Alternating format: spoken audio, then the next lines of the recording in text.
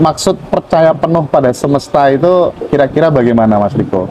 Oh, jadi gini, misal kita simbolkan dengan arus sungai lah.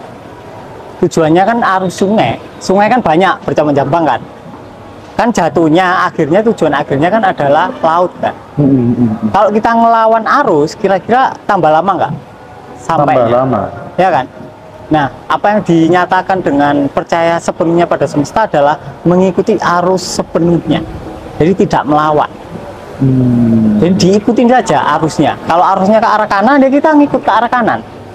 Mungkin kita cuma bisa milih opsi, oh aku mau jalur yang ini atau jalur yang ini. Tapi kalau kita melawan arus, dalam artian ketika ada emosi datang, tapi kita lawan, ya berarti kita sedang melawan arus kehidupan itu sendiri. Dan otomatis yang membuat kita menderita kan aslinya bukan arusnya kan, dan bukan juga emosinya, tapi adalah perlawanan kita terhadap emosinya, terhadap pemikiran kita, terhadap semua tayangan kehidupan. Tapi begitu kita membiarkan apapun terjadi, otomatis kita menjadi apa ya, setara dengan transparan, semuanya cuma lewat aja, hidup kita jadi lebih enak, dan tentu saja tayangannya juga jadi lebih baik. Jadi atau contoh lain gini lah, Mas Hendra pasti pernah layangan kan? Pernah. Zaman SD kan, layangan di atap enak-enak. Mas Hendra hanya bisa layangan dengan baik ketika Mas Hendra mengikuti arah angin, ya kan? Tapi begitu Mas Hendra melawan arah angin, yang terjadi kira-kira apa?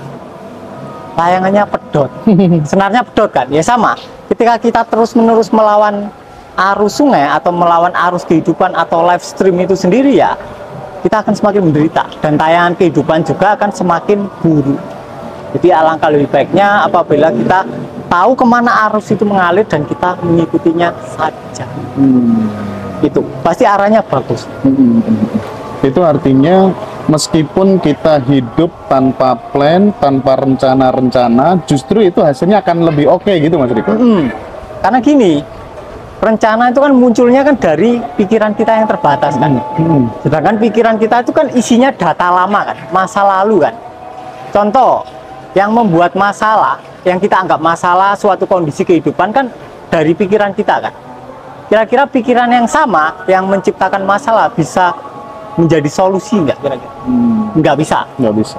Jadi rencana, ketika rencana itu muncul dari pikiran, yang kita tahu bahwa pikiran itu terbatas, dan rencana kebanyakan adalah melawan arus kehidupan. Kira-kira yang sedikit atau yang sebagian bisa melawan keseluruhan?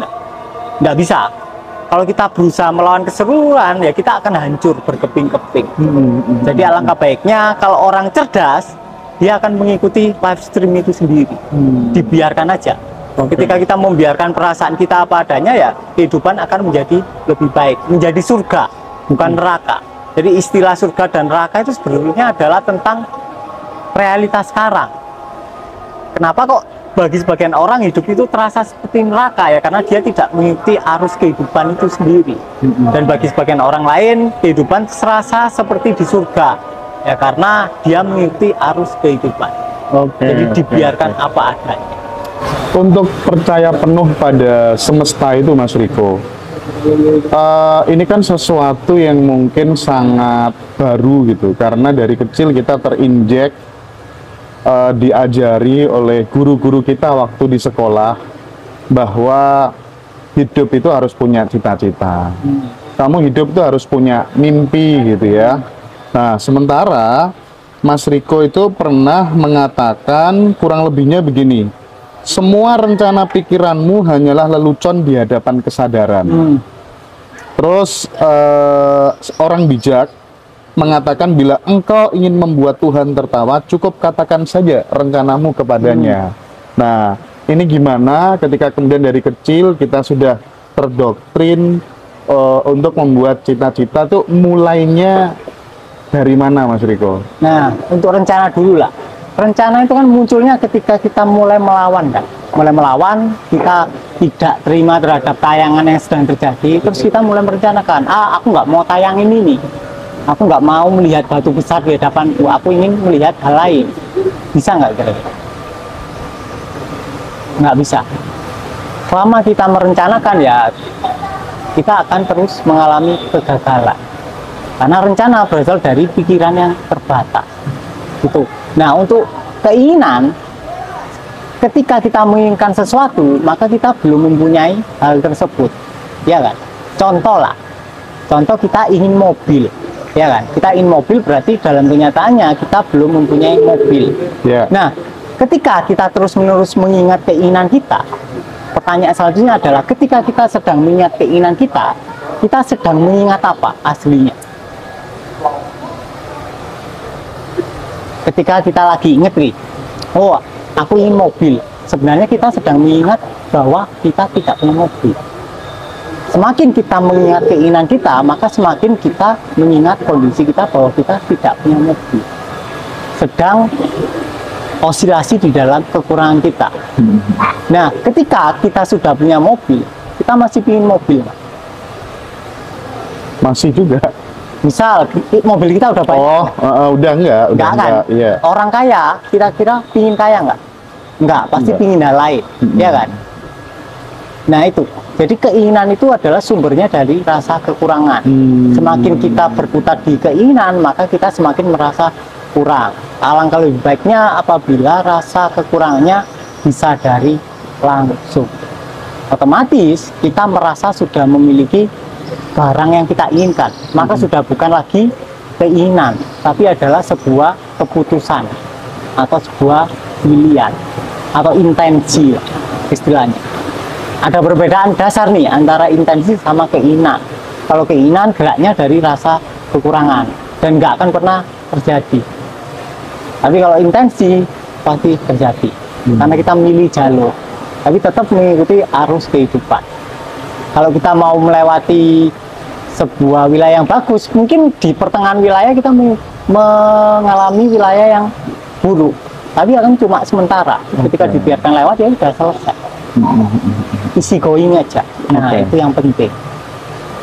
Tapi bukan berarti ketika kemudian kita sudah stay di kesadaran, itu bukan berarti terus kemudian kita tidak punya keinginan sama sekali gitu ya? Nggak ada memang.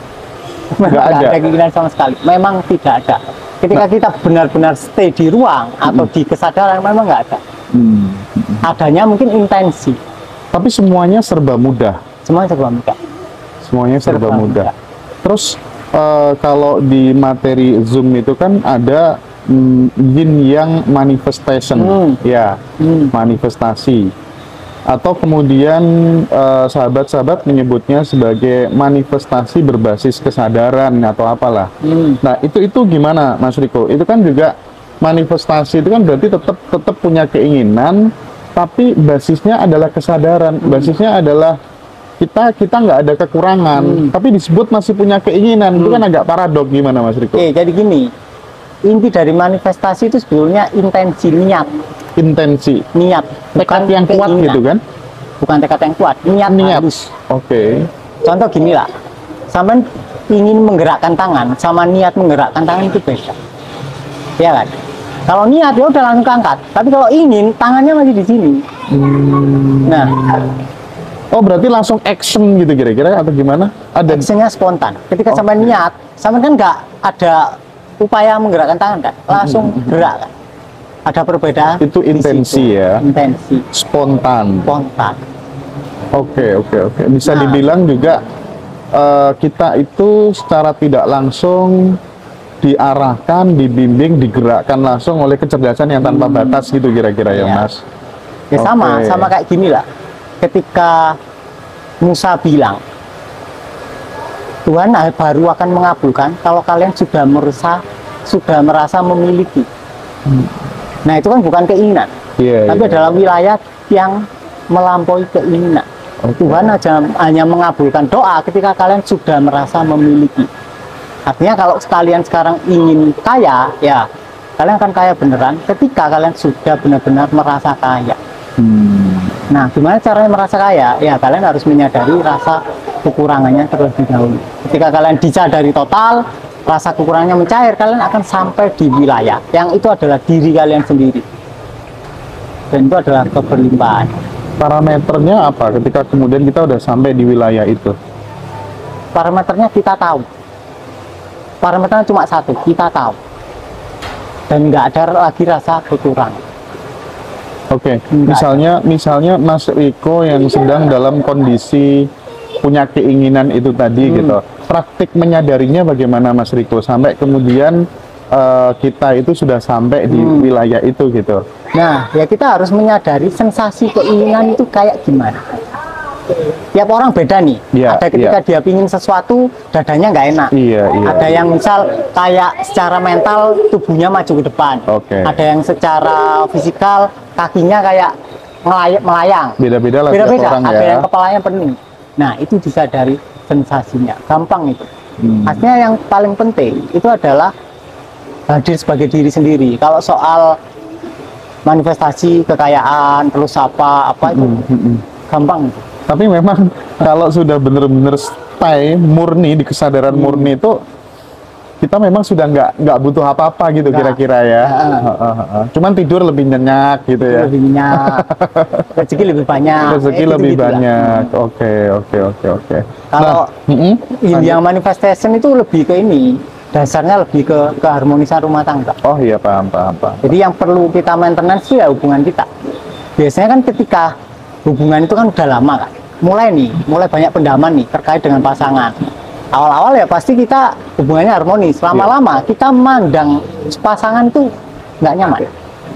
Kayak ada rasa-rasa kita nggak mau mandang matanya aja kita kayak menghindar. Nah itu berarti mulai perlu maintenance. Nah ketika hubungan mulai harmonis pasti ada salah satu pihak yang energinya dominan yang, terus ada yang satu pihak energinya dominan yin. Kalian bisa jatuh cinta satu sama lain karena perbedaan pola energi. Ada yang yang, ada yang yin. Nah, yang yang ini intensinya biasanya banyak. Yang yin enggak, dia datar. Mungkin nggak Mas, sama-sama yang gitu, sama-sama yin, nggak mungkin. Makanya ada LGBT. Oh. Kenapa kok laki bisa suka sama laki? Karena perbedaan struktur energinya. Ada yang, ada yang yin. Nggak mungkin yang sama yang jatuh cinta. Nggak mungkin. Nggak mungkin. Oh gitu Mas. Nah, yang yin jadi lahan bagi intensinya yang. Gampang. Kalau sama tanya Om Joko itu yang. Kalau istrinya tidak mengiyakan keinginannya, itu susah terjadi. Oh gitu.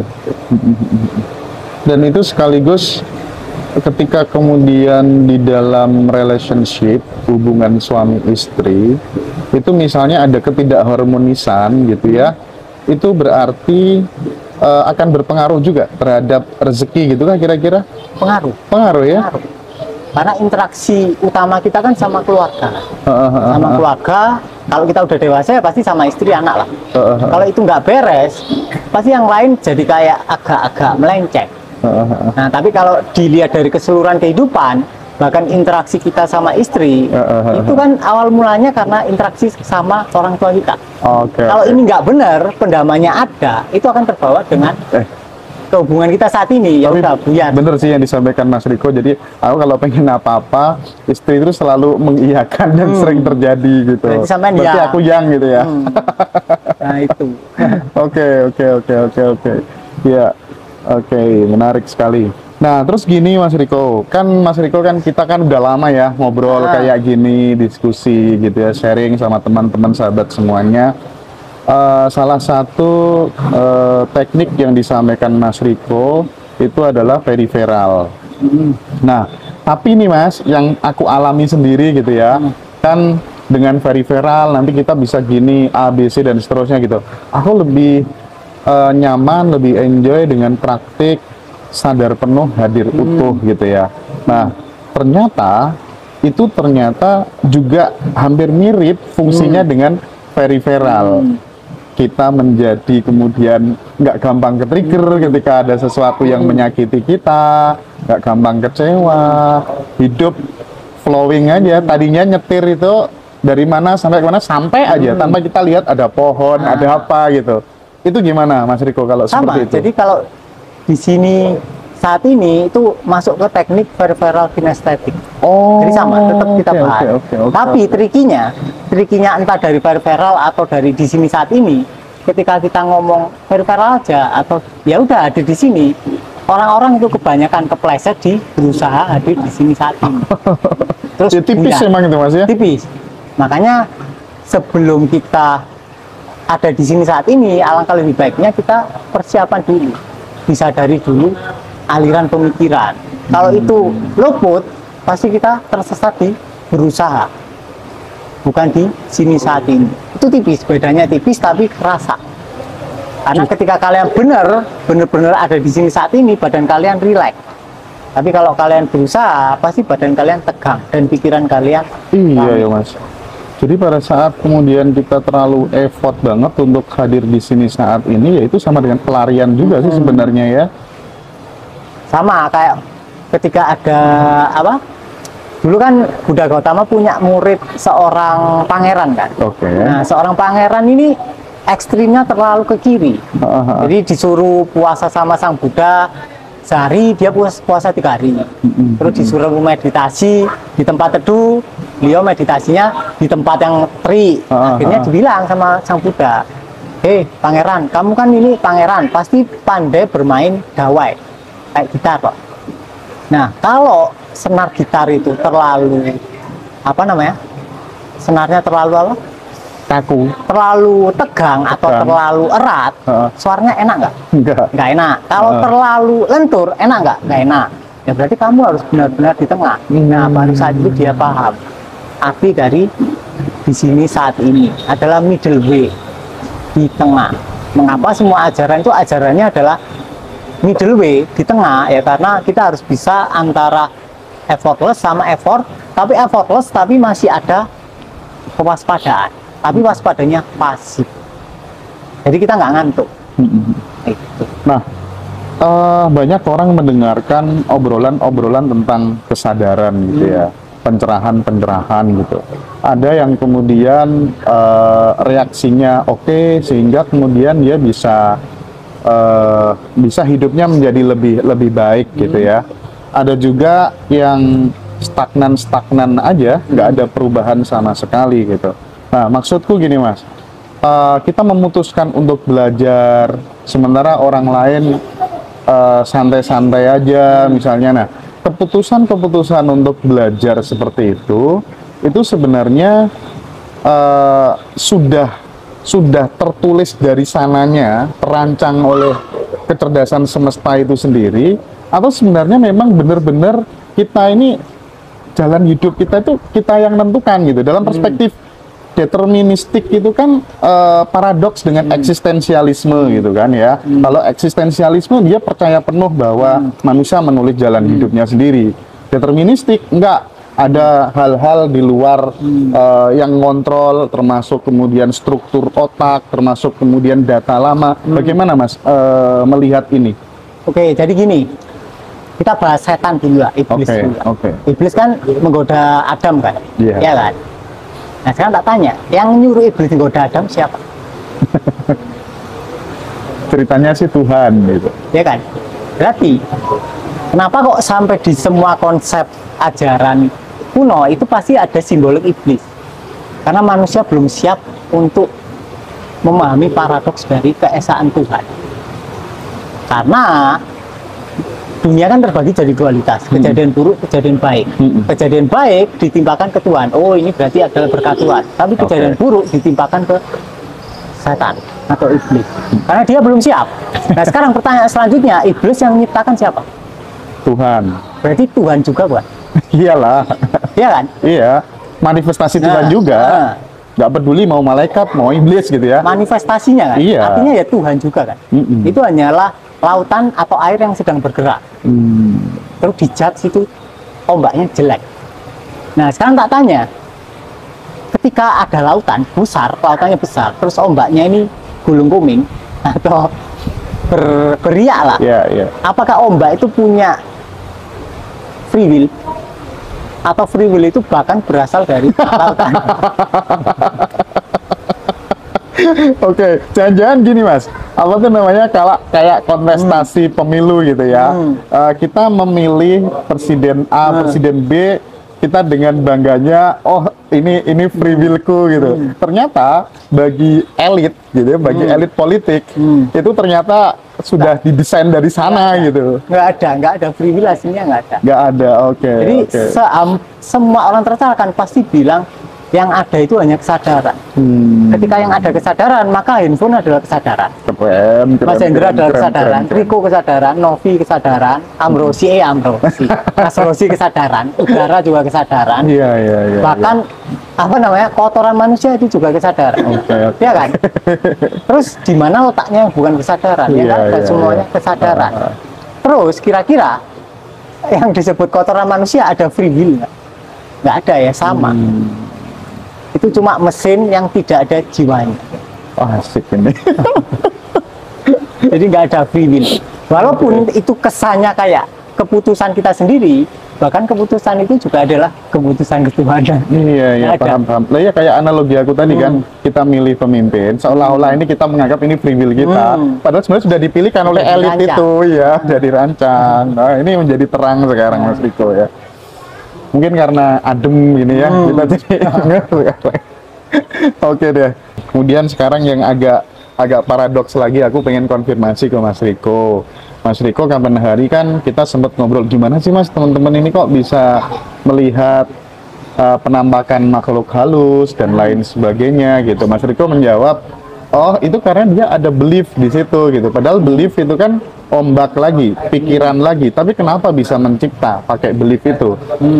Termasuk saya sendiri juga merasa banyak banget ya apa yang kemudian saya yakini itu juga saya alami dalam kehidupan gitu. Itu gimana Mas Riko? Oke. Jadi gini, kebanyakan orang itu memisahkan antara segala sesuatunya. Ketika kita udah mengalami benar nih, yang ada hanya kesadaran, maka segala sesuatu adalah gerak dari kesadaran. Sama, mau itu emosi, mau itu belief, aslinya satu. Mau itu setan juga satu. Cuma bedanya, yang membedakan adalah rangsangannya atau sensasinya. Contoh, di Indonesia ada pocong, di Amerika ada pocong nggak? Nggak ada. Nggak ada, karena sensasi di kepalanya beda, datanya beda. Adanya vampir di sana, keren setannya. Kalau kita lihat vampir di Amerika, mungkin kita jatuh cinta, ya kan? Di Amerika paling adanya sukubu, sinkubu, Iya, Mas. atau namanya banyak lah setan di sana. Katanya lebih serem, tapi ya nggak tahu. Di Indonesia adanya kuntilanak, pocong. Beda Oke. daerah, beda setan. Ya berarti aslinya kan beda daerah, beda kultur, Pak. Kalau orang itu misal gini lah, orang itu di kutub utara tinggalnya, dia nggak dapat dogma agama, lihat setan nggak kira? nggak ada. Tapi obrolan yang paling menyentuh banget dan aku bisa praktik langsung tuh waktu aku bertanya, berarti waktu dan pikiran itu sama Mas Riko. Mas Riko waktu itu menjawab, iya sama Mas Hendra. Berarti aku dengan di sini tuh sama. Nah, mulai situlah Mas Riko, aku tuh baru udah nggak teori lagi gitu loh, bisa bener-bener praktik ngalamin gitu loh Mas Riko. Nah itu aslinya gampang kan, simple kan. Dari awal kan kita di sini mau kemana gitu. Iya. Sekarang Mas Hendra misalnya di Jakarta lah, tak tanya Mas Hendra di mana, ya di sini jawabannya tetap nggak ada. Misal kita lagi ada inilah, apa namanya, intinya tricky antara berusaha di sini sama di sini.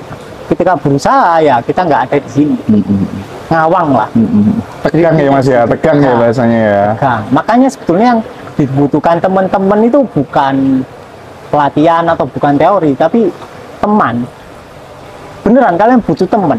Untuk teman ya. Butuh teman kan? Iya. Misal kalian ada masalah nih, kan butuh sharing kan? Iya, temen. betul.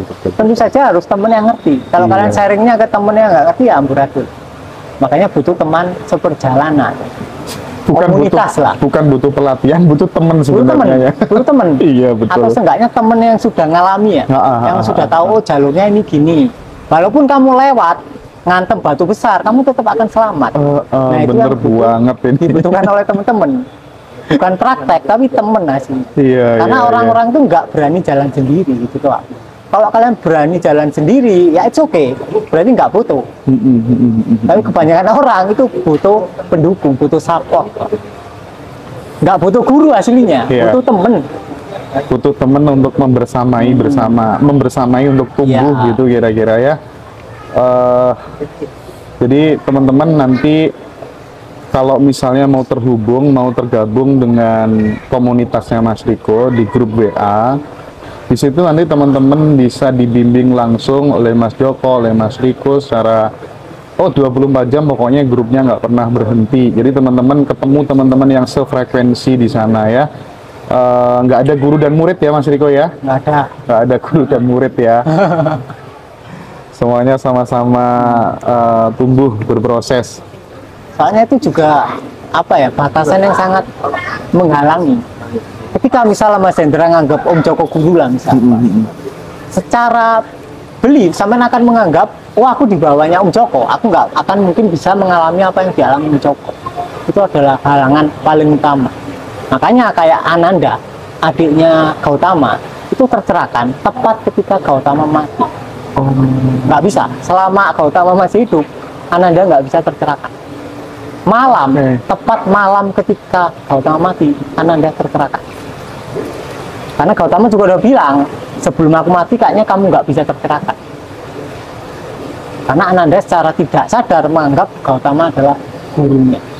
Berarti bahaya dong mengkultuskan Mas Riko, cium tangannya Mas Riko, sampai kemudian Mas Riko jalan gitu semuanya pada merunduk. Bahaya. Mending kalau ada yang gitu kita sepak aja, yang merunduk.